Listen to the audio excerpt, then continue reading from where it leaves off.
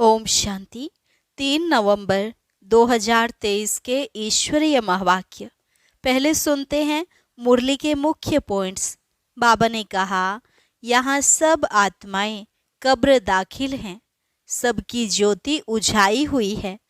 अब तुमको बाप मिले हैं तो ज्ञान योग का जलवा दिखाना है।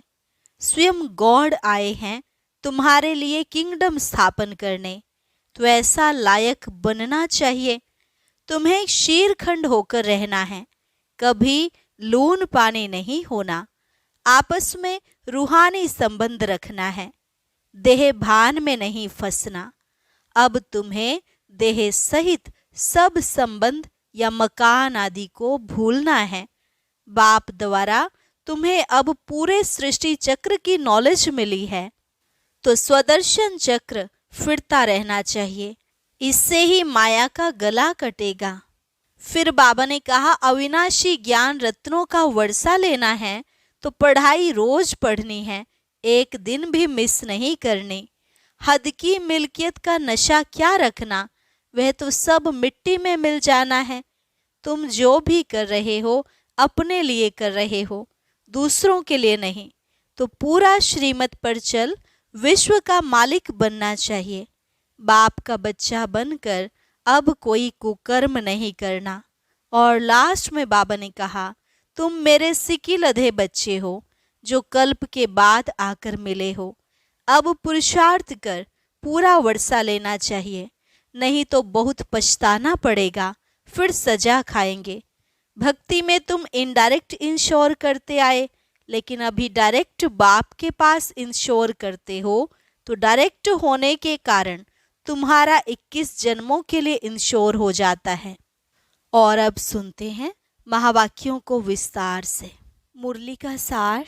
मीठे बच्चे, ज्ञान योग की शक्ति से वायुमंडल को शुद्ध बनाना है। स्वदर्शन चक्र से माया पर जीत पानी है। प्रश्न, किस एक बात से सिद्ध हो जाता है कि आत्मा कभी भी ज्योति में लीन नहीं होती? उत्तर, कहते हैं बनी बनाई बन रही, तो जरूर आत्मा अपना पार्ट रिपीट करती है। अगर ज्योति ज्योत में लीन हो जाए तो पार्ट समाप्त हो गया। फिर अनादि ड्रामा कहना भी गलत हो जाता है। आत्मा एक पुराना चोला छोड़ दूसरा नया लेती है, लीन नहीं होती। गीत, ओ दूर के मुसाफिर हमको भी साथ ले ले। ओम शांति। अब जो योगी और ज्ञानी बच्चे हैं, जो औरों को समझा सकते हैं, वे इस गीत का अर्थ यथार्थ रीति समझ सकते हैं। जो भी मनुष्य मात्र हैं, सब कब्र दाखिल हैं। कब्र दाखिल उनको कहा जाता जिनकी ज्योति उझाई हुई होती है, जो तमो प्रधान है, जिन्होंने स्थापना की है और जन्म बाई जन्म पालना अर्थ निमित्त बने हुए हैं। उन सब ने अपने जन्म पूरे कर लिए हैं। आदि से लेकर अंत तक किस किस धर्म की स्थापना हुई है, हिसाब निकाल सकते हैं। हद का जो नाटक होता है, उसमें भी मुख्य ड्रामा के क्रिएटर, डायरेक्टर, एक्टर जो होते हैं, उनका ही मान होता है। कितनी प्राइज मिलती है, जलवा दिखलाते हैं ना। तुम्हारा फिर है ज्ञान योग का जलवा। अब मनुष्यों को यह तो पता नहीं है कि मौत सामने है। हम इस ड्रामा में कितने जन्म लेते हैं, कहाँ से आते हैं, डिटेल सभी जन्मों को तो हम तुम नहीं जान सकते हैं। बाकी इस समय हमारा भविष्य के लिए पुरुषार्थ चल रहा है। देवता तो बनेंगे, परंतु किस पद को पाएंगे, उसके लिए पुरुषार्थ करना है। तुम जानते हो, इन लक्ष्मी नारायण ने 84 जन्म लिए हैं। अब यह जरूर राजा रानी बनेंगे। फीचर्स भी जानते हैं। प्रैक्टिकल में साक्षात्कार कराते हैं, भक्ति मार्ग में भी साक्षात्कार होते हैं। वह तो जिसका ध्यान करते हैं उनका साक्षात्कार होता है। चित्र श्री कृष्ण का सांवरा देखा, उसका ध्यान करेंगे तो ऐसा साक्षात्कार हो जाएगा। बाकी श्री कृष्ण ऐसा सांवरा है नहीं। मनुष्यों को इन बातों का ज्ञान तो कुछ भी रहता नहीं है। अभी तुम प्रैक्टिकल में हो, सूक्ष्म वतन में भी देखते हो, बैकुंठ में भी देखते हो। आत्मा और परमात्मा का ज्ञान है, आत्मा का ही साक्षात्कार होता है।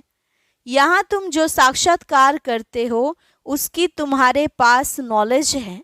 बाहर वालों को भल आत्मा का साक्षात्कार होता है परंतु नॉलेज नहीं है। वह तो आत्मा सो परमात्मा कह देते हैं। आत्मा स्टार तो बरोबर है ही, यह तो बहुत दिखाई पड़ते हैं। जितने मनुष्य हैं उतनी आत्माएं हैं। मनुष्यों के शरीर इन आँखों से देखने में आते हैं। आत्मा को दिव्य दृष्टि द्वारा देखा जा सकता है। मनुष्यों के रंग रूप भिन्न भिन्न हैं, आत्माएं भिन्न भिन्न नहीं, सब एक जैसी ही हैं, सिर्फ पार्ट हर आत्मा का भिन्न भिन्न है। जैसे मनुष्य छोटे बड़े होते हैं वैसे आत्मा छोटी बड़ी नहीं होती है। आत्मा की साइज एक ही है। अगर आत्मा ज्योति में लीन हो जाए तो पार्ट रिपीट कैसे करेगी? गाया भी जाता है, बनी बनाई बन रही। यह अनादि वर्ल्ड ड्रामा चक्र लगाता रहता है। यह तुम बच्चे जानते हो। मच्छरों सदृश आत्माएं वापस जाती हैं। मच्छरों को तो इन आँखों से देखा जाता है। आत्मा को दिव्य दृष्टि बिना देख नहीं सकते। सतयुग में तो आत्मा के साक्षात्कार की दरकार नहीं रहती। समझते हैं कि हम आत्मा को एक पुराना शरीर छोड़ दूसरा नया लेना है। परमात्मा को तो जानते ही नहीं। अगर परमात्मा को जानते तो सृष्टि चक्र को भी जानना चाहिए। तो गीत में कहते हैं, हमको भी साथ ले लो। पिछाड़ी में बहुत पछताते हैं। सबको निमंत्रण मिलता है। कितनी युक्तियां बन रही हैं निमंत्रण देने की। पीस पीस तो सब कहते हैं, लेकिन पीस का अर्थ कोई भी समझते नहीं। पीस कैसे होती है वह तुम जानते हो। जैसे घानी में सरसों पिस जाते हैं, वैसे सबके शरीर विनाश में खत्म हो जाते हैं। आत्माएं नहीं पिसेंगी, वह तो चली जाएंगी। ऐसे लिखा हुआ भी है कि आत्माएं मच्छरों सदृश भागती हैं। ऐसे तो नहीं सब परमात्माएं भागेंगे। मनुष्य कुछ भी समझते नहीं। आत्मा और परमात्मा में क्या भेद है यह भी नहीं जानते। कहते हैं हम सब भाई भाई हैं, तो भाई भाई होकर रहना चाहिए। उनको यह पता नहीं है कि सतयुग में भाई भाई अथवा भाई बहन सब आपस में शीरखंड होकर चलते हैं। वहाँ लून पाने की बात ही नहीं है। यहाँ देखो, अभी अभी शीरखंड है, अभी अभी लून पानी हो जाते हैं। एक तरफ कहते हैं चीनी हिंदू भाई भाई, फिर उनका बुत बनाकर आग लगाते रहते हैं। जिस्मानी भाई भाई की यह हालत देखो। रूहानी संबंध को तो जानते नहीं। तुमको बाप समझाते हैं अपने को आत्मा समझना है, देह अभिमान में फंसना नहीं है। कोई कोई देह अभिमान में फंस पड़ते हैं। बाप कहते हैं देह सहित देह के जो भी संबंध है सबको छोड़ना है। यह मकान आदि सब भूलो। वास्तव में तुम परम धाम निवासी हो। अभी अभी फिर वहाँ चलना है जहाँ से पार्ट बजाने आए हैं। फिर हम तुमको सुख में भेज देंगे। तो बाप कहते हैं लायक बनना है। गॉड किंगडम स्थापन कर रहे हैं। क्राइस्ट की कोई किंगडम नहीं थी। वह तो बाद में जब लाखों क्रिश्चियन बने होंगे तब अपनी किंगडम बनाई होगी। यहाँ तो फट से सतयुगी राजा ही बन जाती है। कितनी सहज बात है। बरोबर भगवान ने आकर स्थापना की है। श्री कृष्ण का नाम डालने से सारा घोटाला कर दिया है। गीता में प्राचीन राजयोग और ज्ञान वह तो प्रायः लोप हो जाता है। अंग्रेजी अक्षर अच्छे हैं। तुम कहेंगे बाबा अंग्रेजी नहीं जानते। बाबा कहते मैं कहाँ तक सब भाषाएं बैठ बोलूँगा। मुख्य है ही हिंदी, तो मैं हिंदी में ही मुरली चलाता हूँ। जिसका शरीर धारण किया है वह भी हिंदी ही जानता है। तो जो इनकी भाषा है वही मैं भी बोलता हूँ। और कोई भाषा में थोड़े ही पढ़ाऊंगा।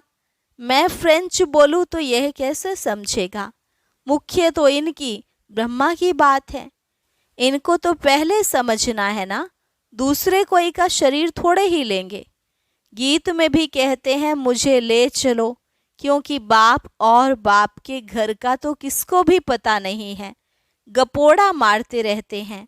अनेक मनुष्यों की अनेक मतें हैं, इसलिए सूत मुंझा हुआ है। बाप देखो कैसे बैठे हुए हैं।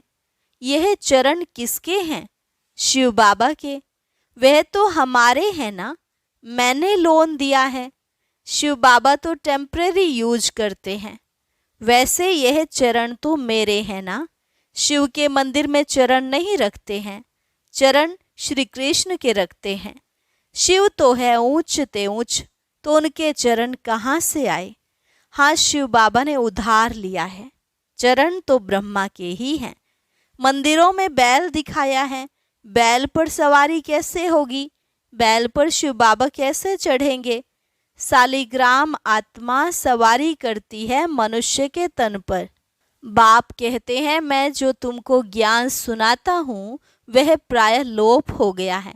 आटे में नमक मिसल रह गया है, उसको कोई भी समझ नहीं सकते।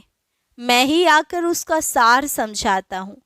मैंने ही श्रीमत देकर सृष्टि चक्र का राज समझाया था। उन्होंने फिर देवताओं को स्वदर्शन चक्र दिखा दिया। उनके पास तो ज्ञान है नहीं। यह है सारी ज्ञान की बात। आत्मा को सृष्टि चक्र की नॉलेज मिलती है, जिससे माया का सिर काटा जाता है। उन्होंने फिर स्वदर्शन चक्र असुरों के पिछाड़ी फेंकते हुए दिखाया है। इस स्वदर्शन चक्र से तुम माया पर जीत पाते हो। कहाँ की बात कहाँ ले गए हैं। तुम्हारे में भी कोई विरले यह बातें धारण कर और समझा सकते हैं। नॉलेज है ऊंची, उसमें समय लगता है। पिछाड़ी में तुम्हारे में ज्ञान और योग की शक्ति रहती है। यह ड्रामा में नूंद है। उन्हों की बुद्धि भी नर्म होती जाती है। तुम वायुमंडल को शुद्ध करते हो।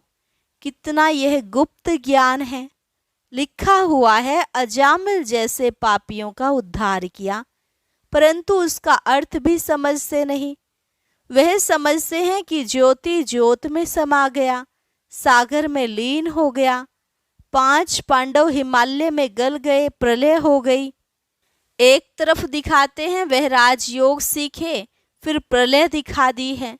और फिर दिखाते हैं कि श्री कृष्ण अंगूठा चूसता हुआ पीपल के पत्ते पर आया। उसका भी अर्थ नहीं समझते। वह तो गर्भ महल में था, अंगूठा तो बच्चे चूसते हैं। कहाँ की बात कहाँ लगा दी है। मनुष्य तो जो सुनते वह सत्य सत्य कहते रहते हैं। सतयुग को कोई जानते नहीं। झूठ उनको कहा जाता है जो चीज होती ही नहीं। जैसे कहते हैं परमात्मा का नाम रूप है ही नहीं, परंतु उनकी पूजा तो करते रहते हैं।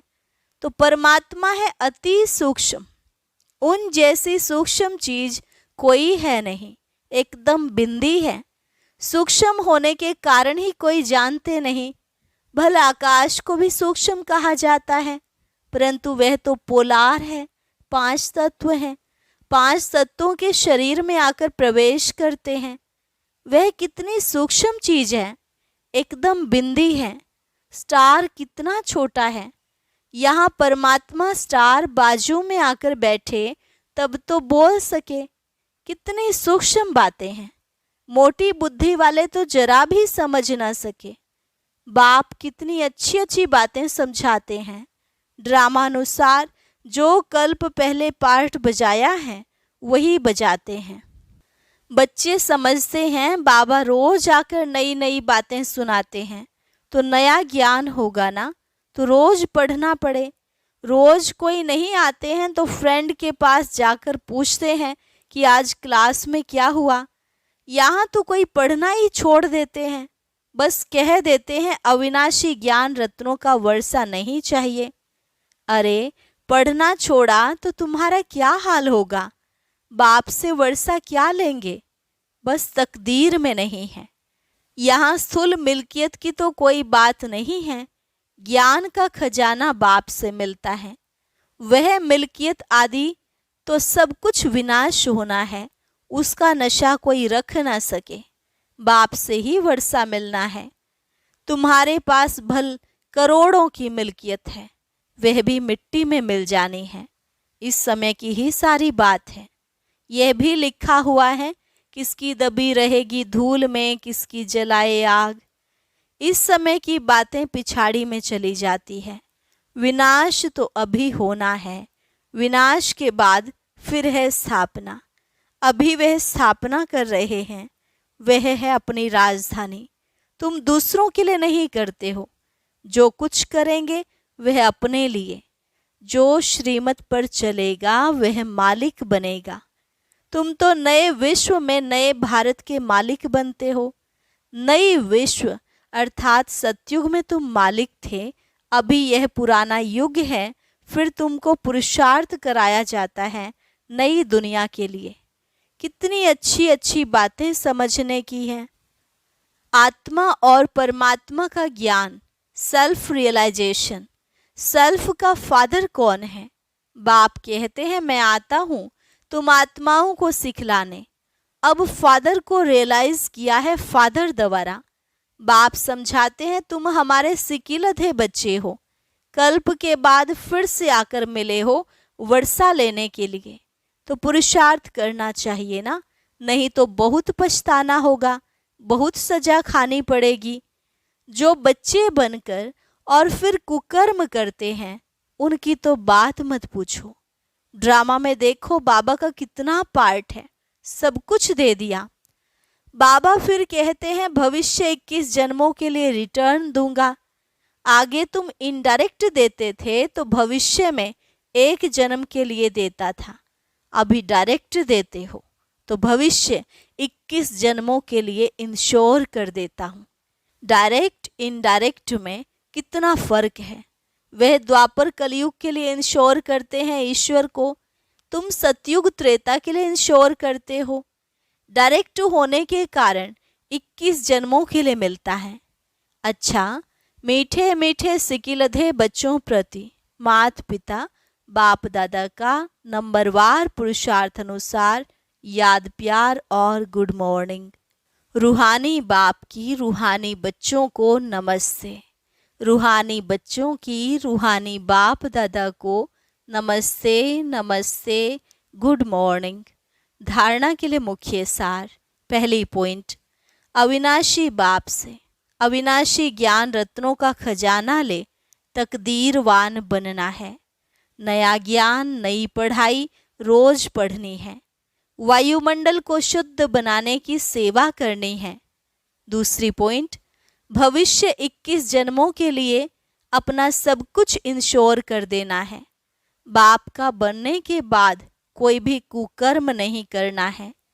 वरदान, स्वोन्नति का यथार्थ चश्मा पहन एग्जाम्पल बनने वाले अलबेलेपन से मुक्त भव। स्व उन्नति का यथार्थ चश्मा पहन एग्जाम्पल बनने वाले अलबेलेपन से मुक्त भव। जो बच्चे स्वयं को सिर्फ विशाल दिमाग की नज़र से चेक करते हैं, उनका चश्मा अलबेलेपन का होता है। उन्हें यही दिखाई देता है कि जितना भी किया है उतना बहुत किया है। मैं इन आत्माओं से अच्छा हूँ। थोड़ी बहुत कमी तो नामी ग्रामी में भी है, लेकिन जो सच्ची दिल से स्वयं को चेक करते हैं, उनका चश्मा यथार्थ स्व उन्नति का होने के कारण सिर्फ बाप और स्वयं को ही देखते। दूसरा तीसरा क्या करता यह नहीं देखते। मुझे बदलना है, बस इसी धुन में रहते हैं। वह दूसरों के लिए एग्जाम्पल बन जाते हैं। स्लोगन, हद को सर्ववंश सहित समाप्त कर दो तो बेहद की बादशाही का नशा रहेगा। हद को सर्ववंश सहित समाप्त कर दो तो बेहद की बादशाही का नशा रहेगा। अच्छा, आज का व्यक्त ज्ञान मोती बहुत विशेष है, सभी भाई बहनें जरूर सुने। अव्यक्त ज्ञान मोती सुनने के लिए ऊपर दिए गए बॉक्स पर क्लिक करें।